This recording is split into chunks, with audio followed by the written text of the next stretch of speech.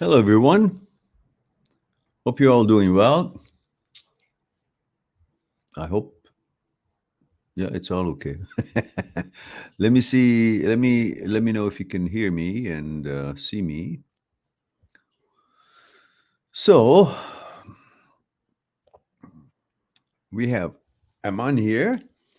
We have Nicolas here, and we have Lan here. Hello, all, and let's see what Aman has to say. Aman says 21 male India. Says, now I understand my issue. Okay, if you understand it, then there's no reason to hear it. Oh, it's about that girl that you were interested in. Okay. All right. Fair enough. So we go to.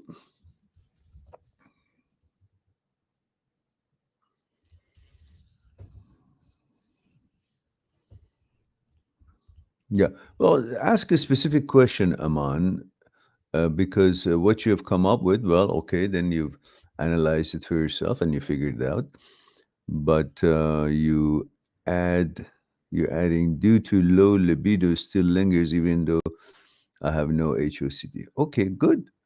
But if it lingers, it's because you seem to think it should linger because you're trying to prove it's not. I'm good. I'm this. Just leave it all. Just relax. If the girl is hot enough for you, for your standards, you'll be interested. You're not supposed to be interested in every little situation or every girl that you see. You may like some, you may not be turned on by the ones that you don't like, and that's perfectly normal. You're not supposed to be like a undiscriminating animal just as long as there's a female there and you got to get a hard on. That doesn't mean that you are good or bad or normal or not. It has nothing to do with it. You can be interested in some women that turn you on for some reason, some of them won't. Some would be really pretty and some would not be pretty and still turn you on, depending on how their energy level is, how they interact with you, what things you like about them.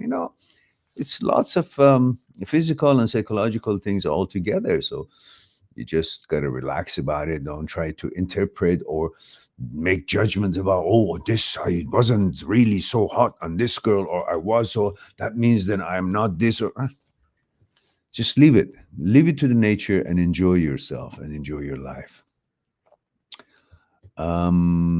The whole thing is stop being perfectionist because you think you have to be perfect to be perfect. But perfect to whose standard? What seems perfect to you to somebody else is something else is perfect. But perfect is what we are, not a certain standard, meeting certain standard or levels. Perfect is the fact that none of us are perfect. That's perfect world. Because what's perfect in this world? Nothing. Even the weather changes. One day is stormy, one day sunshine, one day it's supposed to be sunshine, but it's not. So what are we gonna say? Oh, sun will never shine again because today it didn't shone and today was stormy or rainy. No, it just happens to be that way, and nature changes. So one day you may not get a hard on for something that you usually get. Well, don't interpret it. Sun will come out next day, whenever it wants. So cool, relax. All right. Nicolas says, hello, sir. I'm 15 years old and I come from France. Bonjour or bonsoir. Bonsoir. And comment ça va aujourd'hui? Or comment ça va ce soir? And he says, I think I have an OCD because I feel obliged to repeat words. I've had that several times. Otherwise, I think something bad will happen. Yeah, to my family. Yeah, definitely. Yeah, that's what it is. You have OCD. Says, I also sometimes do an action several times. Oh, yeah, I'm familiar with that for the same reason. How can I get rid of OCD? Well, you got to understand. Right? You got to understand that this is not like anything that is so unique to you. So many millions and billions of people in the world, they have one kind of an OCD or another. OCD subsets, all kinds. I had these things that you're saying and a lot more when I was a kid. And I never interpreted it. I just did. It's like everybody in life is looking for psychological security. You love your life, you love your parents, you love what you have, the little, whatever it is that you love, you have, you love it. And you want to have it. And you want to have some kind of a certainty and security that this will continue to be as good or as comfortable or as what it is. And in order to protect that, since you have no other way to protecting it, the brain is trying to protect you, concoctions, certain kind of a ritual to make you believe through that belief that you could settle down and be comfortable and secure because uh, um, the whole mission of human psyche, ever since we got this sophisticated brain that can malfunction in 1,000 ways and can also be very helpful in many different ways, since 40,000 years ago we were given this kind of a brain. Before that, we didn't have this brain. In other words, we had stem brain. We couldn't think and we couldn't speak. So therefore, because we couldn't think and we couldn't speak, like the words didn't have meanings to be interpreted in us in a certain way or any way, we had no OCD. Everything was instinctive. You would run, you would hunt, you would sleep, you would cook, you would eat, you would have sex. No question, because everything was hardwired, instinctive, like animals. There were no questions because there was no ability to think or speak. Uh, and because OCD is all thought based disorder. So when there's no thinking, there's no OCD. All kinds of OCD starts from thinking. And then you follow that thought process and the meaning of it, and whether you're scared of it, find it hazardous or not, then you act on it, and then you do certain rituals and so on. So the brain is trying to bring that psychological security that every human being since millions of years ago been looking for in two ways. At the beginning, when we weren't really so concerned about the psychology because we didn't have the kind of sophisticated brain, we're only concerned about physical security. And that's why, because of the physical security and the attack of maybe wild animals to your little home or little shelter, or later on different people from different clans come in to take your women or your food, and then you group up with other couple of people from your clan to withstand the attack of other clans. So it was all about powering up to create that physical security. Later on, when we, which of course that's another story by itself, because that pursuit of physical security is the reason that we are all insecure in this world right now, physically within the nations, because the two attacks this village, and this village gathers up two people to meet the attack.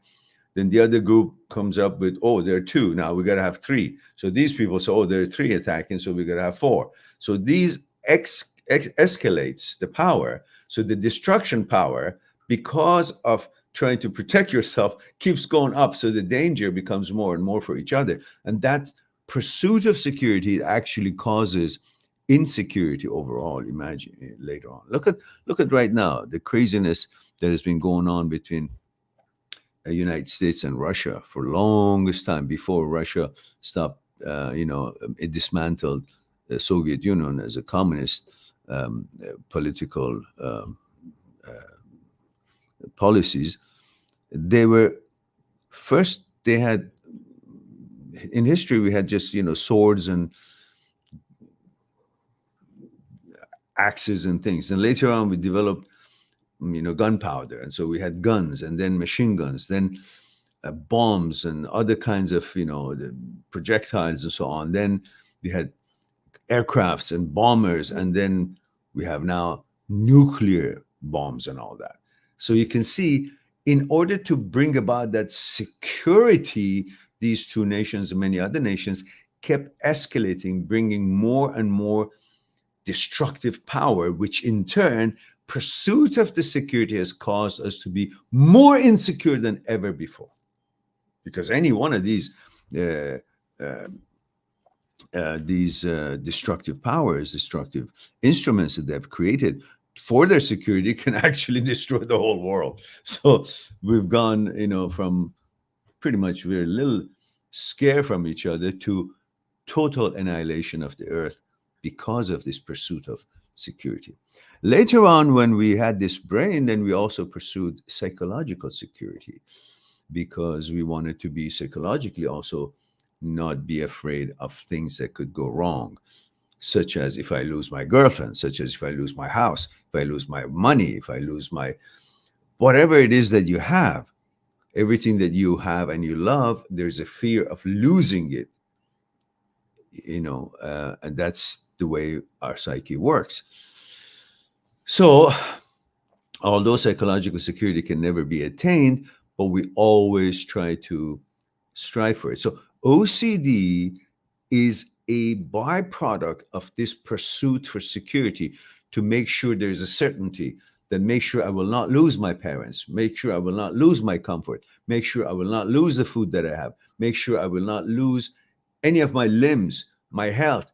All of that, I have no way of securing it. So brain conjures up a ritual to psychologically subdue you, to remedy this overactive amygdala, which sends emotional danger signals that don't even exist, but you perceive as if it does. Then your body goes into a certain kind of a movement to protect us, and you become anxious and restless and so on. And in order for that, the brain creates certain kind of a ritual that if you touch this light switch 5 times instead of once, then things will be fine. It's a belief, and that belief settles you down. And in order to make that belief to be justified and working, you have certain conditions, that I have to touch this wall 5 times so my father won't die. And if I don't do it, it's a sin, and it's a disrespect to the love I have for my father. That means I must do it, otherwise I'm actually betraying my father. See, all these thoughts play in your head that you will actually be, without being coerced into, willingly, you would touch that light switch 10 times, off and on, off and on, off and on. You've done that, I'm sure. Or I got to go over this tile 3 times, maybe on the 4 corners of it. Just my foot should touch all corners of it. All because if I do that, things will then be secure and certain, and nothing will change what is status quo, what is good for me, what is all working out for me. I'm trying to hold on to something because nothing in this world is certain. So the key to that is to be able to accept the fact that nothing in this world is certain, and I have the capability of living in uncertainty. And we are very good at it too, because we know that any day we can die.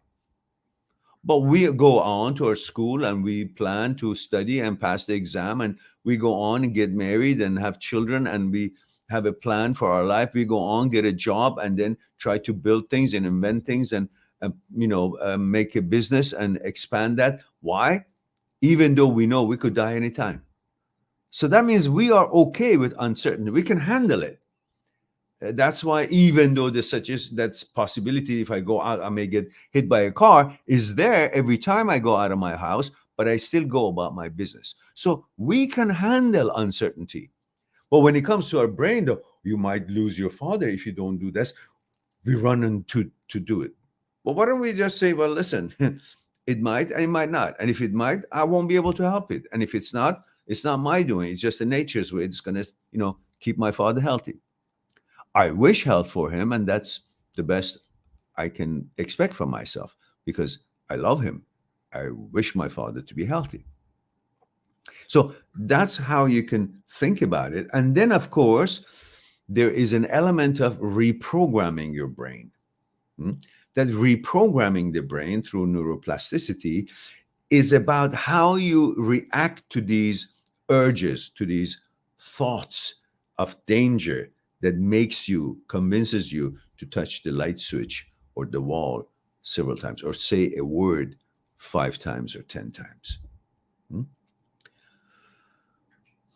So those steps to reprogram yourself, I have discussed it in one of the videos, and I'm going to put that video up for you so you can watch it.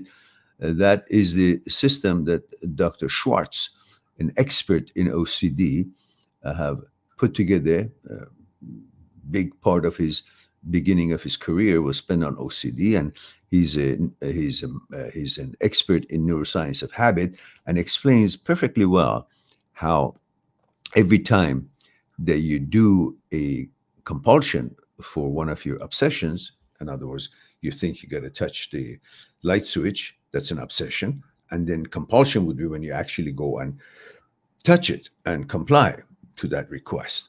But every time you do this to relieve yourself, once you're relieved, in other words, you say that word 10 times, or you go over that block of tile 3 times, or you touch all corners of it, or you touch the wall 5 times, or you do something repetitively a few times just because you think you should in order to bring that security and safety. When you do that compulsion, you feel, good that I did that. Everything's okay now. That stage of, everything's okay, makes the brain secrete dopamine. That's, feel good now. Something good's happening. Now, after a while doing all these compulsions, and you keep getting this dopamine feeling,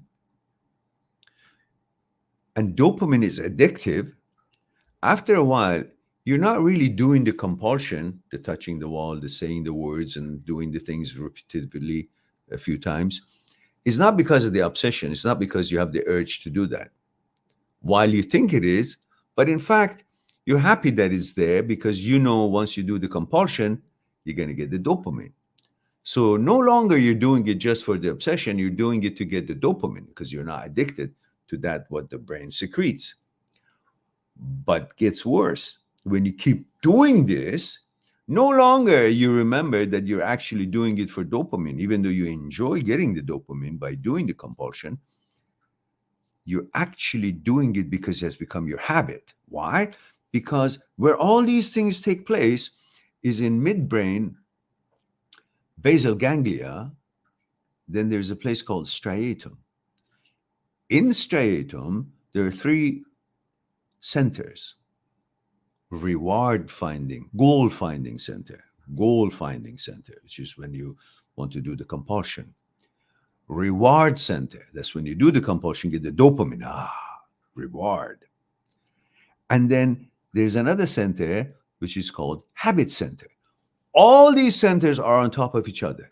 So every time you do a compulsion for an obsession, you're stimulating the reward center, which is the dopamine center, and at the same time, you're stimulating the habit center without you even noticing it. By one action of compulsion, you're stimulating the other two centers, reward center and habit center, dopamine center and habit center. And after a while, that you're only doing it for dopamine, and after a while, you're not even doing it for dopamine while you enjoy it, you're doing it because it has become and it stimulated your habit center so much that it's now part of your function. Habitual is autonomic now. It's automatic to the point that you don't even notice it's your habit. You think it's you. And when you think it's you, then it freaks you out because you think you have no way out. But definitely you do. It's a little bit more difficult when it becomes habit, but before it gets there, to attach it to health hazards and so on, and to be able to get it out by thinking that this is going to affect my health. So that will help you to be motivated to get out of that habit. But before you get that, you can use Dr. Schwartz's 4 steps, which I've explained it in this video. I'm going to put up for you guys right here.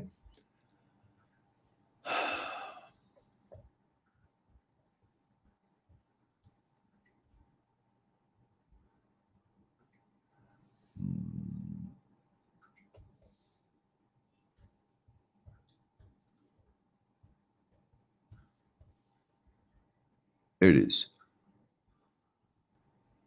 It's clearly, I've explained it clearly for you, and you can simply watch this to help yourself, educate yourself. And of course, there's lots of OCD videos on this channel.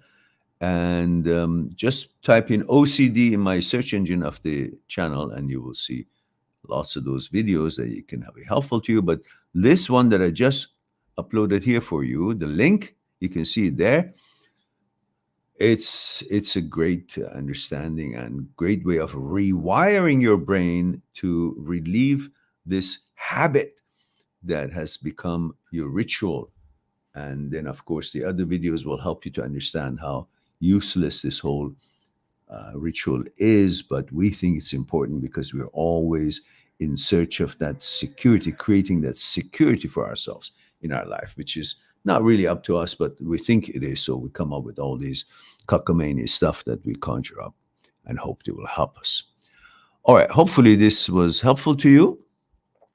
Nicolas.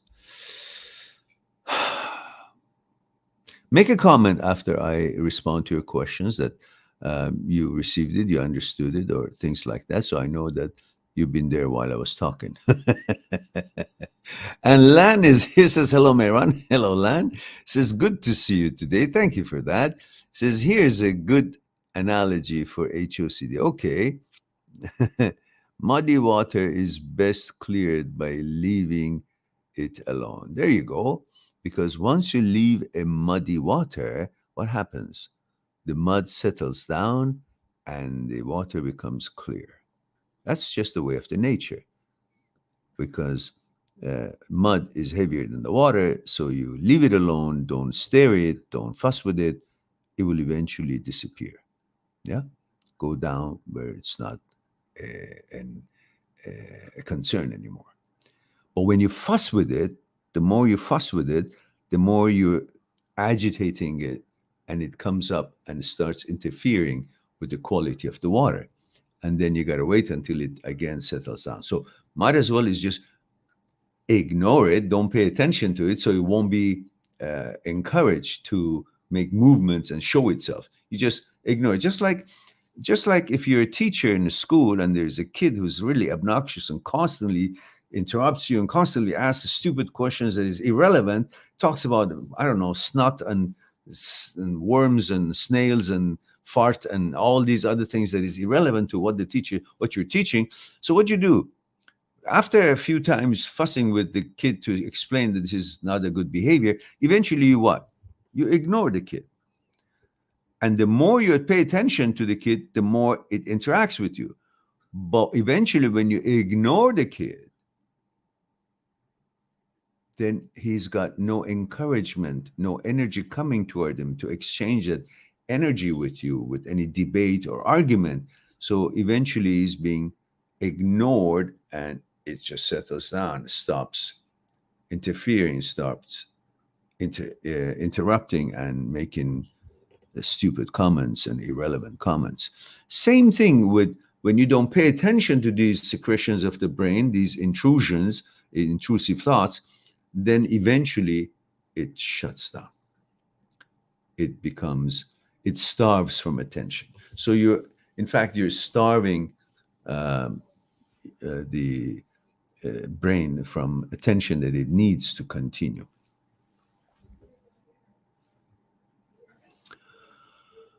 All right.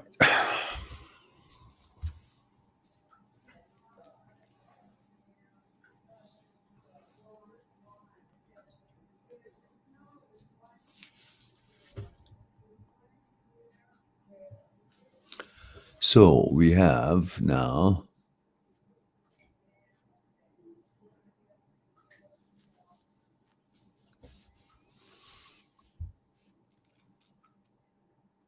Samuel is here, says we can hear you very well. Thank you for that. And Nox 10 says, I'm trying to, okay, don't forget, I need age, gender, where you're tuning in from. Otherwise, I pass on. So I wait for Nox to remind you, even though you've been here before, but I don't remember really the credentials.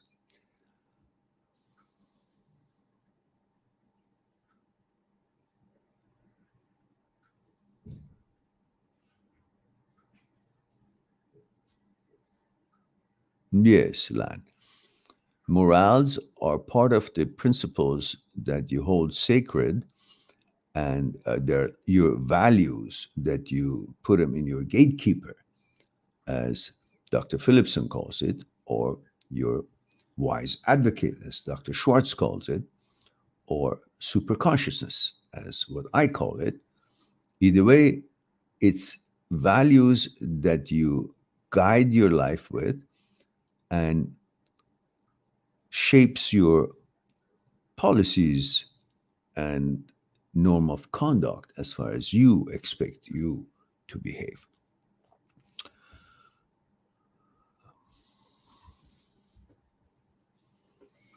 Lance says, I was also thinking if you could explain to us the analogy that HOCD is like stuck sound syndrome, and that HOCD is hallucination. The imprint was there, but now it's on repeat, something like that. Yeah, that's pretty much it. But it goes beyond that. It's because it is so sensitive about your values and it's attacking what is most sacred and most important to you, your identity, that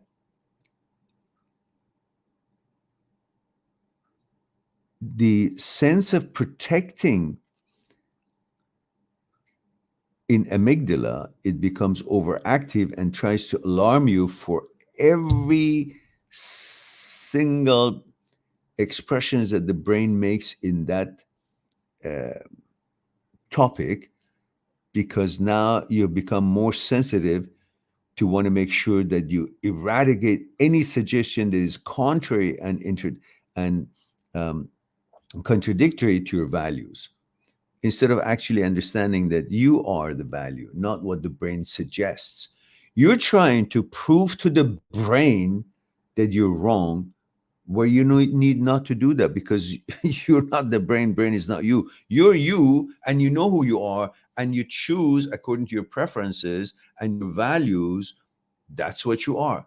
But you're trying to prove to the brain that it's not you, that what it says about you in the way of intrusive thoughts is not correct. Why do you want to prove to anyone, regardless of what they say.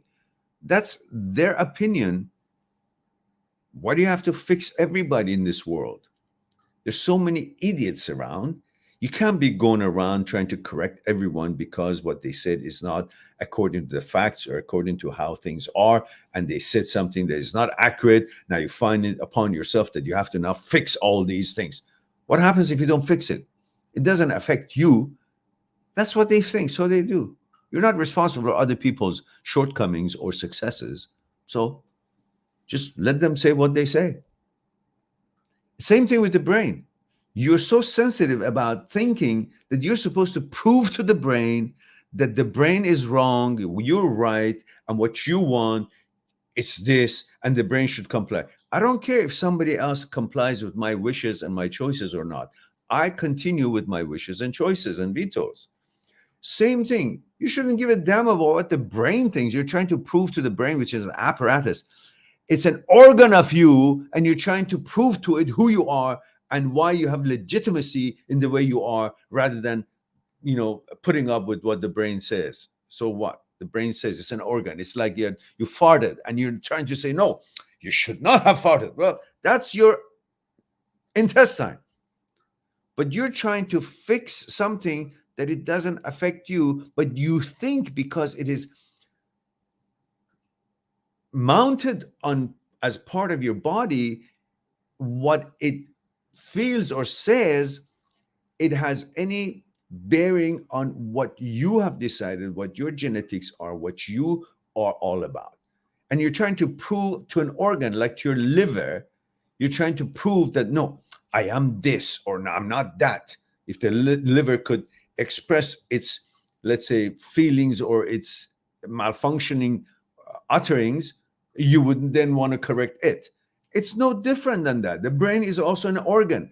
It has its own way of functioning, and often it malfunctions and comes up with all kinds of suggestions that it's got nothing to do with you, but it has to do with it thinking that is trying to protect you by alarming or alerting you of something that is out there, and it has figured out something in the actual life out there and is trying to protect you from it because it knows it's not in line with your values. But when it goes overactive and sends these danger signals when they don't exist, you become alarmed and concerned, and you're trying to prove to the brain, as if the brain knows what it's doing. You're trying to convince the brain that don't do that. You don't have to say that. You need not to say that, because I'm not this, I'm not that, I'm this, I'm that. It's a brain's malfunction. You don't need to prove to it anything. You don't have to justify yourself to the brain. Let the brain, like a crazy person or like any other person that utters their own values or their own preference or their own interpretation of anything out there, let them do. You don't need to fix and correct anybody or anything. You don't need to correct your brain either. But because it's mounted here and it's annoying, it's uttering, and you want it to not interfere, not keep coming up with these untrue and time-wasting, annoying, intrusive thoughts, then you will pick on the 4 steps that Dr. Schwartz have devised in order to rewire and help the brain to settle down from amygdala overactiveness, from malfunction of the caudate nucleus in the striatum, and from all these other anxieties that it creates by the techniques that it's been creating, so you can rewire through neuroplasticity the way you interact with these secretions or these thoughts and the suggestions of the brain or images and whatnot, so you can bring it back to its default setting and default function. Never forget, brain malfunctions like anything else. Mm-hmm. All right. That was Yoda at the end. Mm-hmm.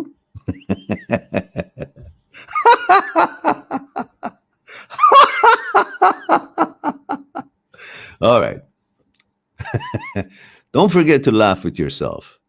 It's always a wonderful feeling to know that you can laugh at things. Don't take things too seriously just because somebody said something, suggested, or my brain suggested, oh, that came to my mind, so that must mean so. No, it's all bullshit. Take it easy, chill out. Nothing can change you.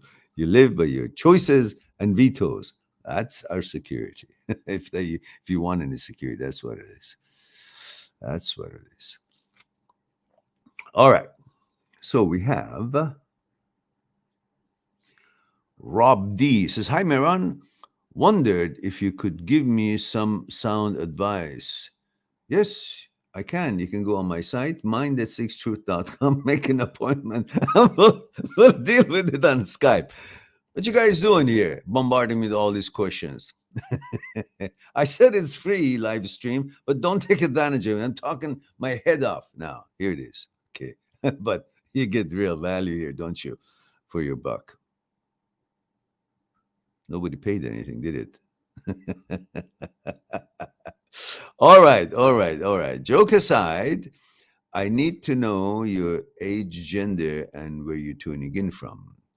Rob, before you guys say hello, just say that. Let's see. Rob says 36, male, and from UK. And thank you. And he says, haven't had much luck in relationships. Well, join the crowd. That's a new normal. Terrible luck, to be exact. It's not about luck. It's about the whole culture of dating and this whole intimacy and so on has overwhelmed women, and they seem to be not having enough self-esteem to rely on their preferences and their solid confidence in themselves. So when they choose someone to be in a relationship with, they're always thinking about, what about my values? So maybe I should see who else is offering me what. Maybe I can get more in order for me to prove to myself that I'm worth more. So I got to go and see what other attentions are out there. So they're constantly, since there's so much attention, it's a free society. Everybody can try with some girl and pay attention to some girl, and the girls are not really making much out of themselves, not all of them, certain percentage maybe. So therefore, they're looking to become more valuable by the kind of attention, the kind of things that you receive from other men. And that has made them to become so careless about the relationship that they're in and not appreciate it when they have a good man or when a good man actually approaches them.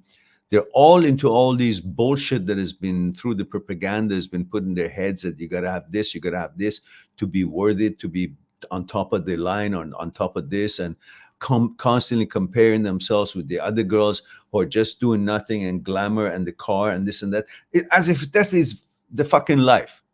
They've created an illusion for you. And most of these girls who are not really sticking with the relationship and constantly looking around for other attention and jumping like a sparrow from one branch to another is because they just simply have been fooled to think that their value comes from the attention of the others, rather than their value comes from what they accomplish in their own life on their own, and their self-confidence comes from their own accomplishments and dealing with their issues, fears, and goals that they want to achieve in this life, rather than constantly running around trying to see, oh, I can get more attention, therefore I'm more valuable today.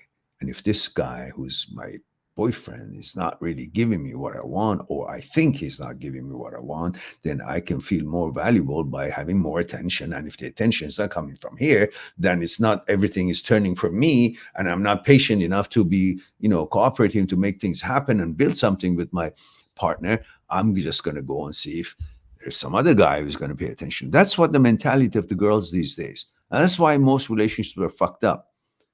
And that's why most good guys don't really get the appreciation that they deserve, not because they don't deserve or they're not high on the top of the list of quality, because most of the girls today, their brains are all full of shit, fucked up. Their values are all reversed. They have no respect for themselves, hence they have no respect for their own choices.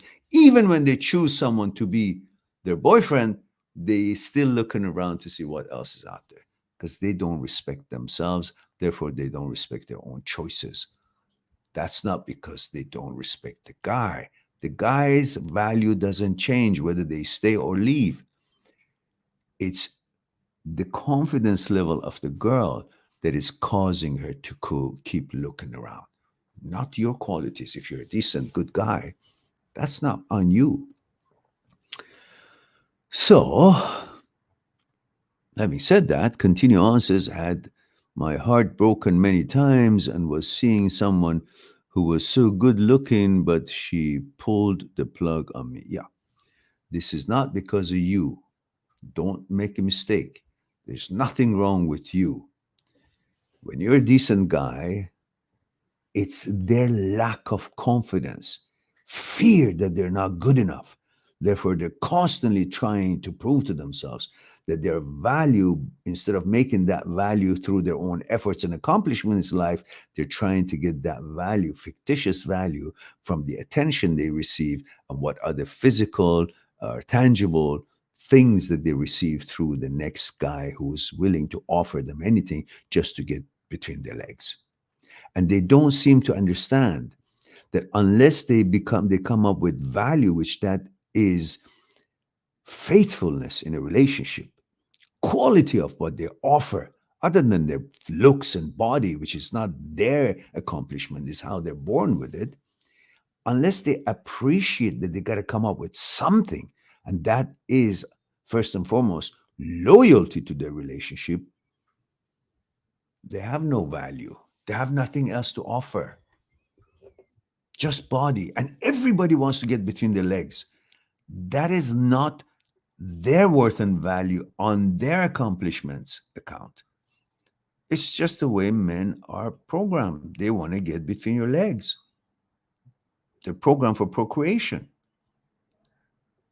So unless you create certain value based on your accomplishments in life, unless you offer certain things that other women are incapable or not so much of it around, such as a loyalty and faithfulness to the relationship, to whoever you've chosen to be with, then you're worth nothing. And if that kind of a one leaves you for no good reason, you haven't abused her, you haven't, been unkind, you haven't been an asshole, you haven't raised your hand on her, you've been a decent guy, and she still leaves you, that's not you, man. Stop beating yourselves on this topic that because your girlfriend left you, that makes you not good enough as the others are, and somebody else that she's choosing is better than you, and that beats you down. No, it's not true. Who died and left them in charge that their choices makes another guy better than you, and leaving you makes you less than some other guy that she's going to be sleeping with? Who died and left all these values that you're craving and you're focusing on, depending on who she gives her vagina to? How stupid could that be? And most of us have fallen for that shit. So have a little confidence in yourself and have understanding of your worth and value. Stick with your own standards as a gentleman and be righteous and be a good person, and offer your qualities to someone who deserves it. The ones who leave you when you're decent don't deserve you. Not that you don't deserve them and somebody else is better because they're with them. That doesn't set your values. Maybe she may get some values in her own head, but that does not diminish or give you any value whether she stays with you or she doesn't. You still got to find your own values by the way you live your lifestyle and what you accomplish in this life and what kind of a positive effect you have on the communities and societies and the people that you live amongst. Hmm? If you focus on that, then you're not giving the judgment thingy to a woman's behavior and interaction with you, because that does not set your worth and value. That sets her worth and value. And if her worth and value is less than being with you, that's when she leaves. That doesn't mean because she left, that means your worth and value is left. It means she cannot deserve your worth and value. She understands and appreciates something less than you. That's why she leaves. If you're a good man, that's how you should be thinking, because that's the truth. She's got no intelligence out of this world that because she's decided you're not good enough, therefore you're not good enough. No, because she's decided that she can't find confidence in herself and be committed to a relationship. She's not wise enough or equipped enough to be stable and reliable. That's why she leaves when you're a decent man. That's how you should look at it. That's her problem, not yours. So,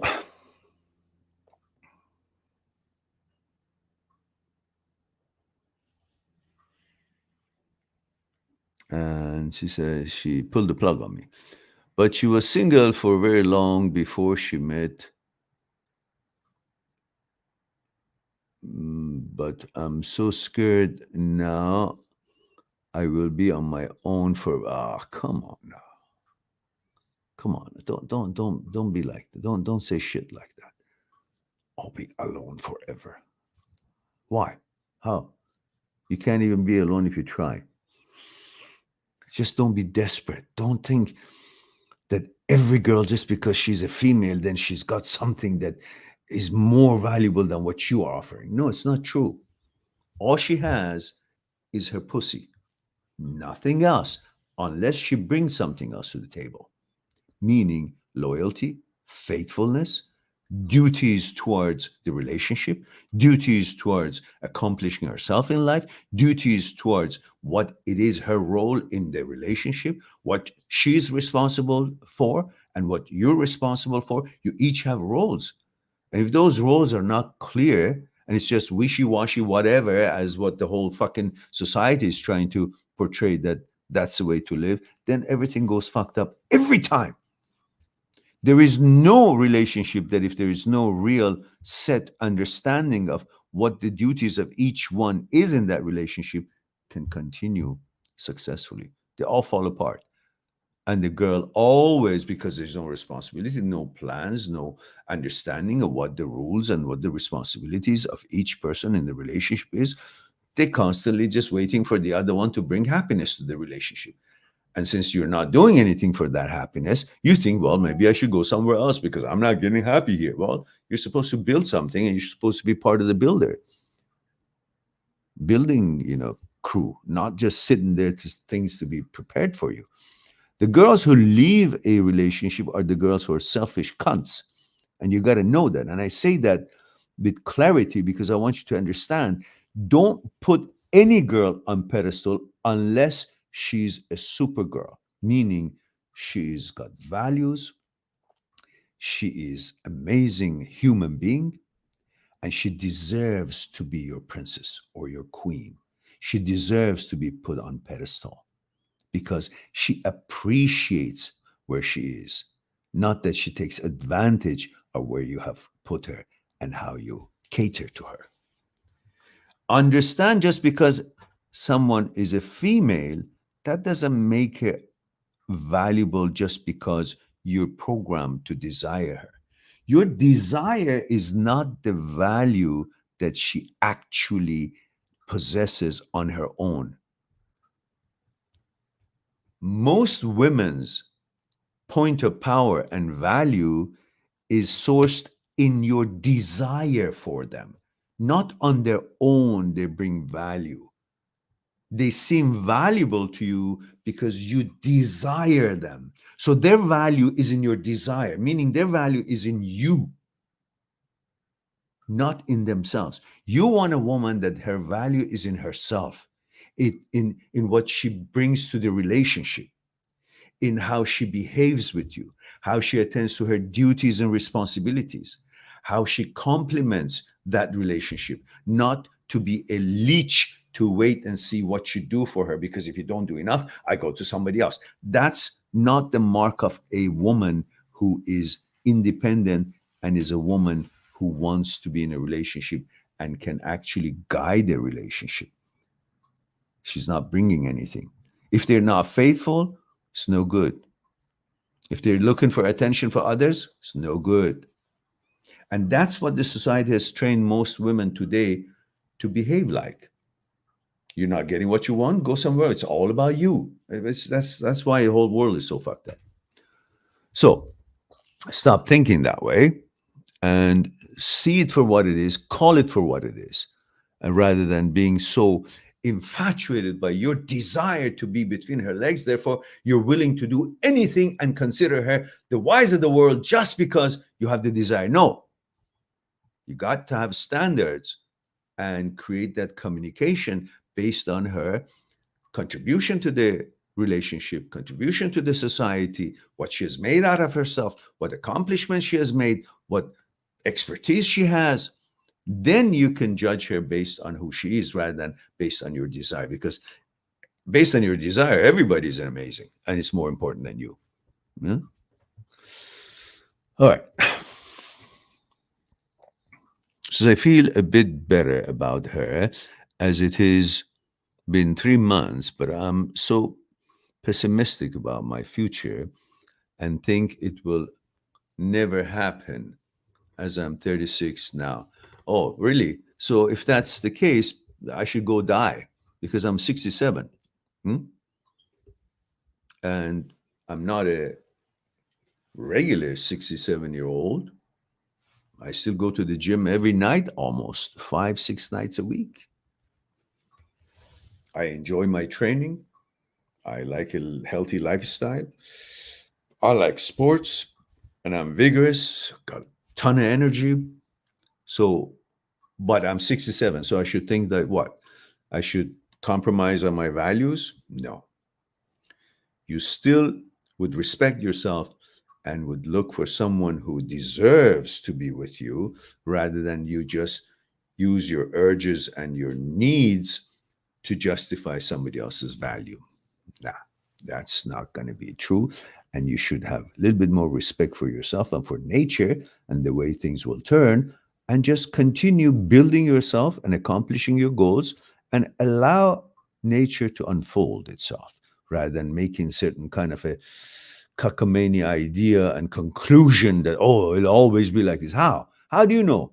When in your life did you know what the future holds that now suddenly you do? Oh, that's how it's going to be. How has it ever been the way you thought it will be before it will be? Never. We don't know how things turn. So you can't imagine that what you're saying has any merits or values. Oh, this is going to be like this. I'm afraid this house. Why are you? You're just afraid. But just being afraid doesn't mean that's how it's going to be. Before you met her, you thought the same way, right? But it did happen. So now you think again the same way. But again, it's going to be happening. Somebody else. Just put yourself place where you can meet other women, you know, and then you decide if they qualify or not. Not just any woman, you go for it and it's a wrong woman to begin with, and that's why it doesn't last. And you say, "Oh, they didn't like me." No, you chose wrong. Your selection process, most of our selection processes are wrong because it's all based on hormones and intimacy and sex and not really seeing what is in her consciousness, because that's where the relationship happens when you're compatible on the conscious level. But instead you're just looking at her legs or boobs and looks and, oh, she's so beautiful and she must be smart too. No, beauty doesn't equal smart. Two different things. You got to gauge them both. She meets your aesthetic standards and expectations, and does she meet your mental compatibility and standards and expectations? Then you go on. All right.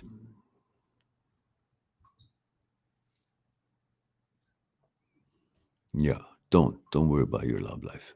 That's not up to us. It'll happen. All right. And Nox is male 23, Germany. Thank you for that.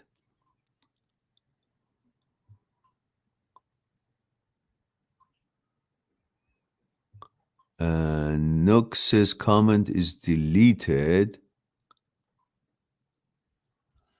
Which comment?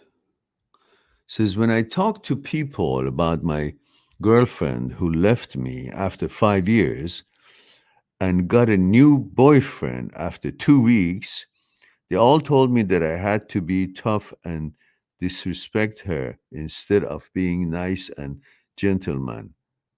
No. Just because you're a nice person and some girl doesn't appreciate it, that doesn't make you be in the wrong. That means the girl is of not no class. And that's not the girl. You can't constantly change yourself and turn yourself in an asshole just to be with a girl. Why should you change yourself to an asshole? You got to get rid of the person that expects you to be an asshole to comply and to be a good girlfriend for you. Get rid of that. And you did. And good for you. Don't change yourself.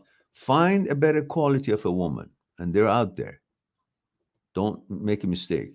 There's so many amazing women, classy, respectful, educated, loyal, confident, an asset to a relationship in more ways than one. Yeah, don't underestimate a good woman. All right, all right, all right, all right. Okay, so I guess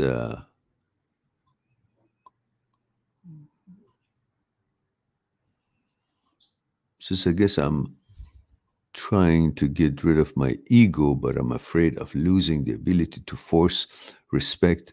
You can't force respect. You got to behave in such a way to a quality woman who appreciates that behavior and she praises and encourages that gentlemanly behavior. You're just choosing the wrong woman and you expect her to be appreciative of things that she can't understand. It's like you offer someone a certain kind of a food that she's never had and she doesn't know how delicious or nutritious that is. She's used to whatever she's always been having. So instead of even trying the food that you put in front of her, she says, no, no, no, I don't want that. I want that she's used to. Well, that's her level of understanding. So you cannot bring this beautiful food in front of her and expect her to appreciate it because it's beyond her understanding. So your gentlemanliness and your ability to treat women right, in some ways, in some women, is not what they're accustomed to. They can't understand or appreciate or encourage it. They want to be put down, maybe, or they are not of the caliber to appreciate what you're offering. That doesn't mean what you're offering is bad. It means the person that you're offering it to does not deserve what you're offering. So you got to find the person who actually is looking for the high standards that you have and you offer and can appreciate it. Simple. And says, force you can't force anyone to respect you, and that's the worst way of getting respect. And that will only last for a short time, and then the first chance they get, they just don't want to have anything to do with you, and that's right for them, of course. And have hunger to be better without harming others, of course. But I'm afraid of lasting or losing the ability to force respect and have hunger to be better without harming others, of course. Can we balance bad and healthy ego? It's not about ego. You've got to understand what is fair. What is fair to them and to you. Not just fair to them and not just fair to you. That's where the balance comes.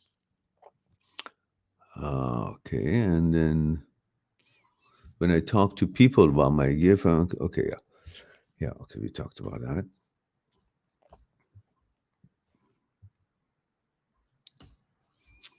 And Nox 10 says, I'm trying to get rid of my ego. I'm afraid. Okay, I know. It wasn't deleted. I saw those.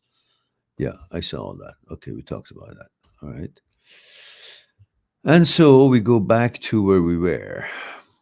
I think we were at QNAB. QNAB says, can I talk about OCD here? Yes, you can, of course. But first, you got to let me know your gender, age, and where you're tuning in from. State first eight. State first eight. Okay.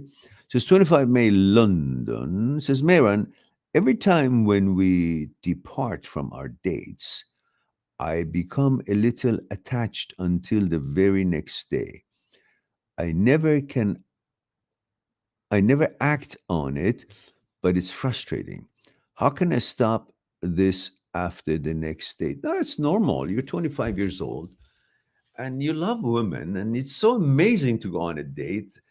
And when you hit it off at that date and you enjoy it, So naturally, you just want to be with her, do things for her all the time, and you miss her because your whole life feels complete when you were on a date with her. So it's a natural feeling. But when you understand that this is a natural feeling, it's not something that is going to be detrimental to you or destroy you. Enjoy the feelings. Ah, I'm in love. I like her. And you're not really in love because love happens when you actually bond on consciousness level a little longer. But that lust and that whole feeling of excitement, it's amazing. Enjoy it. Why are you trying to get rid of it? You feel attached. You're restless. You want to do other things. What is she doing? Is she going to go with somebody else or is she with me? Is she going to be? All these questions is part of this whole equation of dating. You know, so amazing to be a boy, but it has its own curses. We are just falling apart for women and can't stand not being with them. And always this feeling of being compared or fear of they prefer somebody else, so we lose what we like. But always remember, there's always another one better than this one. And you're always growing, and your standards and expectations are growing. So the next one is always better than the one previous one, most of the time. So don't worry about it. Just keep it together. Don't let her know that you're so anxious.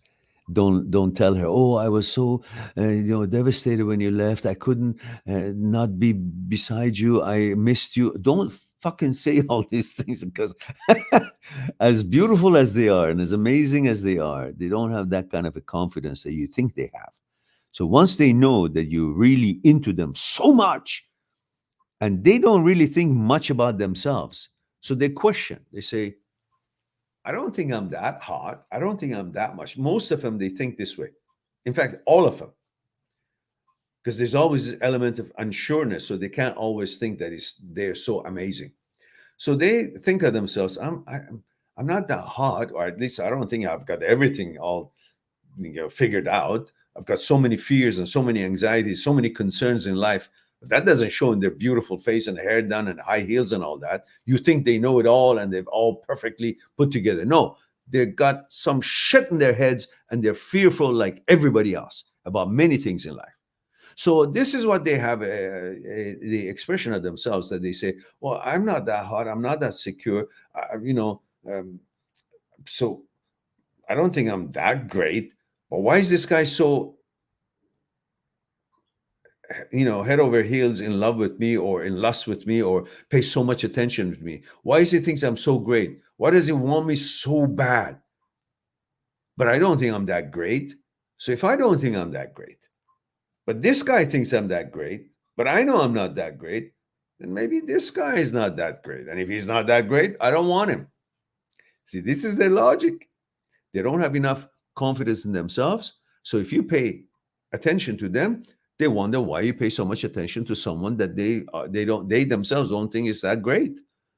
Then they conclude that then there's something wrong with you that you think they're so amazing because they know they're not. And it's true, they're not. They're just pretty. So never let them know that you're so hung up on them. You let them know to some extent now and then, but don't open your heart 100%. Most of them can't take it. They are always thinking the one who doesn't pay them too much attention is the one that they want to grab his attention because they say, oh, maybe if I can convince him that I'm good, then I feel good about myself. So they go after that. But once they know that you're all in, they say, well, there's no challenge here. And I still don't feel good about myself because that's their shortcoming anyhow. Regardless of what you do for them, it's up to them to feel good about themselves inside. And since they don't know how, or they don't make an effort to make themselves feel good by their accomplishment in life, and they see that you've already given them everything, but they still don't feel good, which is their own doing, not yours, but they feel it's because of you. So they have to go somewhere else to get what they're missing. That's their analogy. That's why they leave you once they know you're totally into them.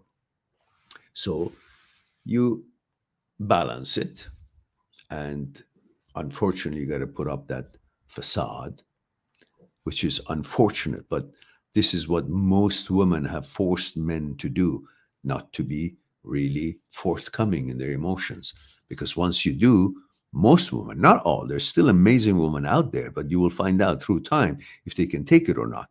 They're not so sure of themselves. So when you make them seem as if they are the goddess of the world, and they don't think that way, so they think you're not good enough because you give them so much echelon. They leave you to someone else that doesn't pay him so much attention because they think that must mean if I get his attention, then I'm somebody. That's not your doing, that's their shortcomings. But unfortunately, in many women, that's the case. Unless they're made of good stock and have good wisdom, have figured things out, and have analyzed their own psyche and understand the movement of the psyche, and they're aware of all these bullshit that they go through, and they won't believe it, and they'll be remaining faithful, loyal, appreciative to your kindness and your gentlemanly behavior and your love and affection, and they will reciprocate accordingly. And then you have something going.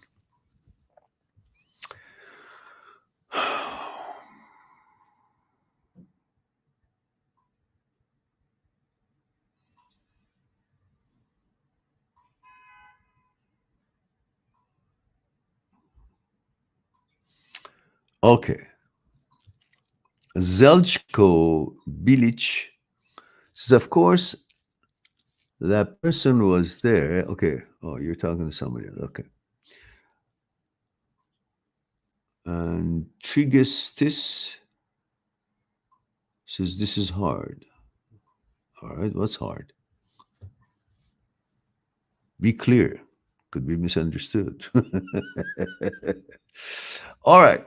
So it's 1 hour and 7 minutes, and 6 people are here. I wonder, why don't we have 6,000 people here? Honestly, the quality of this program is way beyond anything else anybody could find on YouTube, and I still don't get it. Why are we not populated so much? Don't you guys promote this channel? What's wrong with you?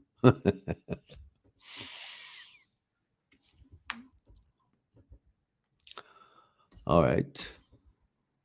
Don't forget to like the program, guys. If you haven't, click on like.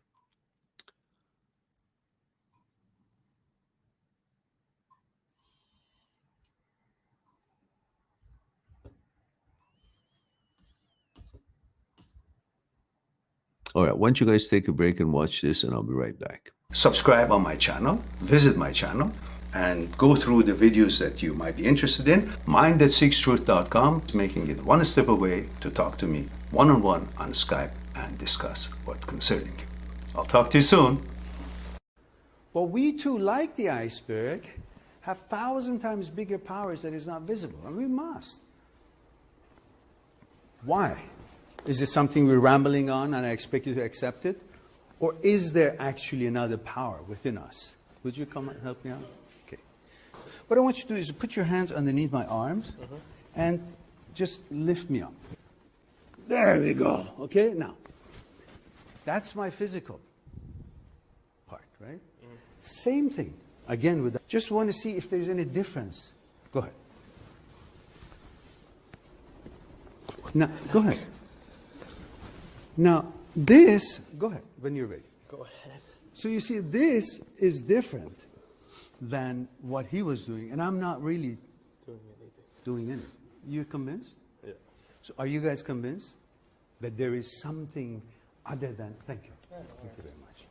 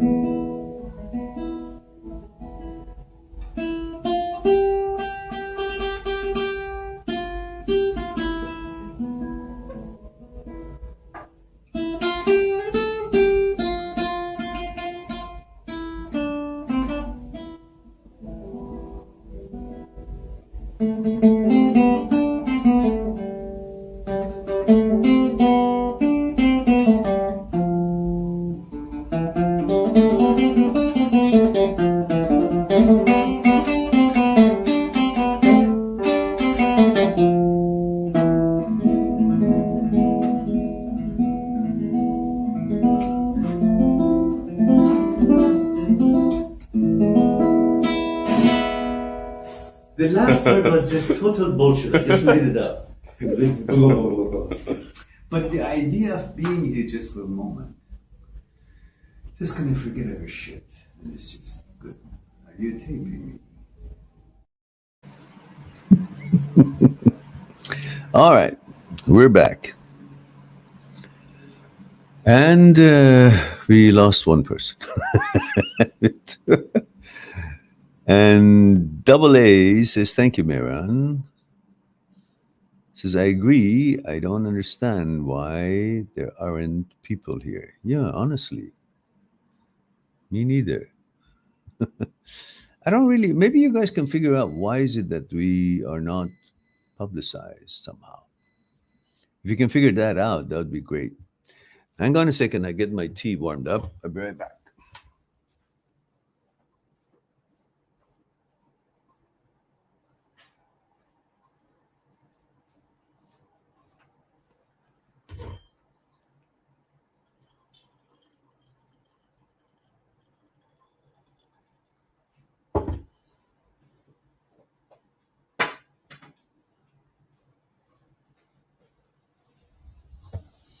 All righty. So we're losing one by the minute. So pretty soon I'll be having my tea alone, and that's fine. So any more questions here? If you don't, we'll hang around for about a few minutes, and then I'll just mosey on out.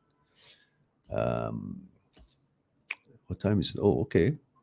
Got another thing happening in a couple of hours anyhow, so I could take a break.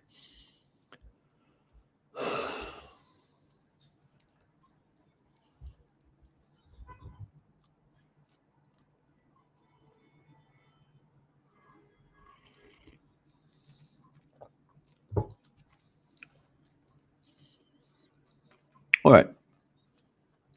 I guess we have no more questions and nobody else is here. So it's time for me to say I love you all.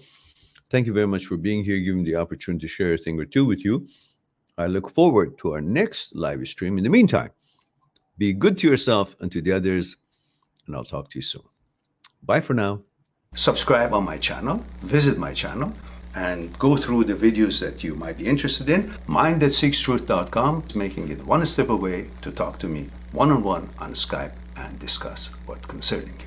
I'll talk to you soon.